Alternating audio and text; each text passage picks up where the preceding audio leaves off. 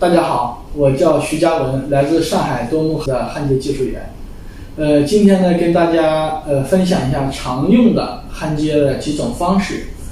接下来呢，我们首先第一个介绍的是这个焊条电焊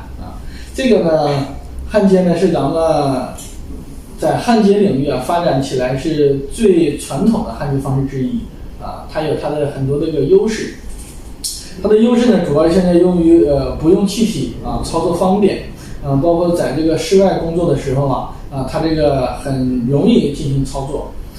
它那个保护呢，主要是用于这个焊条的自身。它这个焊条呢分为这个两部分，一个叫焊棒一个叫焊皮。它是利用这个焊皮呢进行燃烧，跟这个氧气空气进行绝缘，产生这个浓厚的一个烟雾，把这个空气进行绝缘开，形成这个电弧。但是它这个呢，现在由于这个焊条这个自身的局限性，所以它不适用于这个自动焊，只适用于这个手工焊。但是随着这么多年的一些这个市场上这个常规的焊接很多，焊条的电弧焊现在也被很多人在持续的应用因为它有一些特定的场合别的设备是代替不了的。例如说是这个水下焊接，现在用这种焊接方式是最多的。但是由于这个水下的焊接自身的这个职业它危险性，所以说它的工资是非常高的。现在有好一点的这个水下焊接工程师每一年的工资呢，甚至能达到几十万元。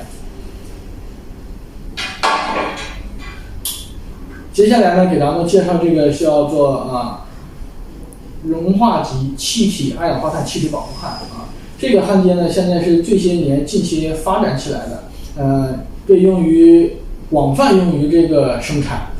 现在它的优点呢，主要是方便于这个自动化焊接，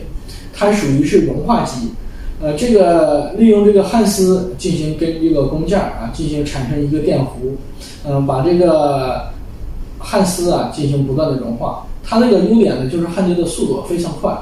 它现在有这个单丝的，有双丝的。这个焊接呢，现在由于用这个气体不同它可以分成这个密可焊跟钠可焊。这两个焊接呢，主要用于一些这个碳钢不锈钢或者一些其他的黑色或者有色金属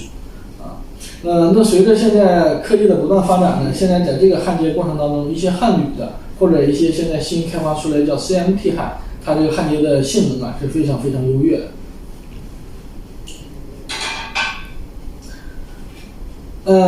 手上拿的这把焊枪呢，跟这个熔化级二氧化碳气体保护焊不同，它是属于是惰性气体氩弧焊。它这个主要的特性呢是用作钨极作为这个电极的一方，跟工件进行产生这个电弧，利用这个氩气进行这个绝缘保护。它把这个空气进行绝缘开形成一个非常稳定的电弧熔池。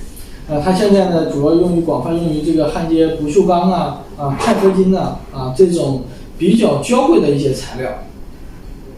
那现在呢，它可以用作一个手把也可以用作一个自动化进行填料的焊接方式这个现在用于很广。那接下来这两种焊接方式呢，是由于咱们近2年才被广泛的大家所认知的所接受的焊接方式。这个手上拿的叫做等离子焊枪。这个等离子焊接呢，现在主要是用于这个单面焊双面成型这个工艺。还有一个呢，它可以用于切割当然切割这个现在用于很多。其次呢，就是用于这个堆焊堆焊呢也叫熔覆。之后呢，就是用于这个喷涂当然这个焊枪长的方式基本上都是相似的。它是利用这个氩气进行这个空气进行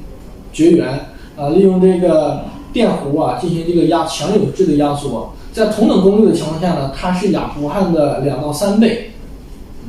所以说它是一般的，如果是焊接不锈钢碳钢如果超过3毫米的，如果利用这个氩弧焊穿不透的，就可以选择等离子，它是很有效的焊接方式之一，它也是能素类的焊接之一。接下来我手上拿的这把枪呢，叫做激光焊枪这个是手持的激光焊枪，这个是最近这2年呢大家新研发出来的一些产品。激光焊枪呢，它属于能塑类的焊接之一，但是它的优点呢又比等离子压缩的比例更高，所以说它可以获得更加优质的电弧。它用于像在焊接这个不锈钢啊，包括这个铜啊、钛合金啊这些，它都可以进行焊接。它的速度呢非常快，热量非常小，几乎是不变形。当然它除了焊接呢，也可以用来这个打标啊，用来做一切割，都是非常好的一个选择。